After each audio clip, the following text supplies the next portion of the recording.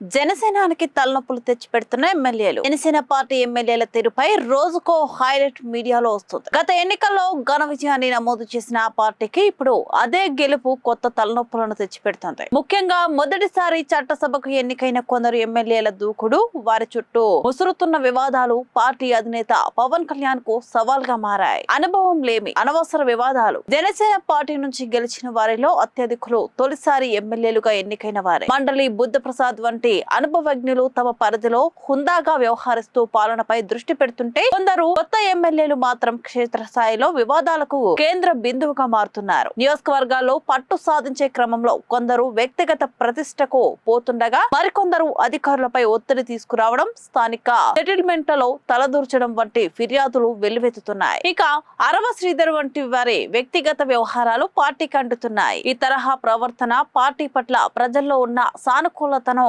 దెబ్బతీసే ప్రమాదం కనిపిస్తుంది. వ్యాపారాలు, దందాల ఆరోపణలు. కొందరు ఎమ్మెల్యేలు తమ వ్యాపార ప్రయోజనాల కోసం అధికార బలంతో రంగంలోకి దిగుతున్నారనే విమర్శలు వినిపిస్తున్నాయి. రియల్ ఎస్టేట్ వ్యవహారాలు, స్థానిక కాంట్రాక్టులు, ఇసుక తదితర అంశాల్లో జోక్యం పెరిగిందని సొంత పార్టీ శ్రేణులే అంతర్గతంగా చర్చించుకుంటున్నాయి. టీడీపీలో గతంలో కొందరు నేతలు ఎలాగైతే అతిగా వ్యవహరించి పార్టీకి చెడ్డ పేరు తెచ్చారో, ఇప్పుడు జనసేనలోనూ అదే ధోరణి కనిపిస్తుండడం కార్యకర్తలను ఆందోళనకు గురిచేస్తుంది. పార్టీ క్రమశిక్షణ విషయంలో పవన్ కళ్యాణ్ ఖచ్చితంగా ఉంటారని భావించినప్పటికీ క్షేత్రస్థాయిలో పరిస్థితులు భిన్నంగా ఉండడం గమనార్హం. పవన్ మౌనం వ్యూహాత్మకమా? తమ పార్టీ నేతల తీరుపై పవన్ కళ్యాణ్ ఇప్పటి వరకు బహిరంగంగా హెచ్చరికలు జారీ చేయలేదు. కూటమి ప్రభుత్వంలో భాగస్వామిగా ఉన్నందున పాలనపై దృష్టి పెట్టిన పవన్ సొంత పార్టీ ఎమ్మెల్యేల వ్యవహార శైలిని గమనిస్తూనే ఉన్నారని సన్నిహిత వర్గాలు చెబుతున్నాయి. అయితే ఆయన గట్టిగా మందలించకపోవడం వల్ల కొందరు నేతలు రెచ్చిపోతున్నారనే వాదన ఉంది. ముఖ్యమంత్రి చంద్రబాబు నాయుడు తన పార్టీ ఎమ్మెల్యేలకు తరచూ క్లాసులు తీసుకుంటూ హెచ్చరిస్తున్న తరహాలోనే పవన్ కళ్యాణ్ కూడా ఒక స్పష్టమైన గీత గీయాల్సిన సమయం ఆసన్నమైంది. వివాదాస్పద నేతలను పిలిచి వ్యక్తిగతంగా మాట్లాడడంతో పాటు పార్టీ ఇమేజ్ ను దెబ్బతీస్తే సహించేది లేదని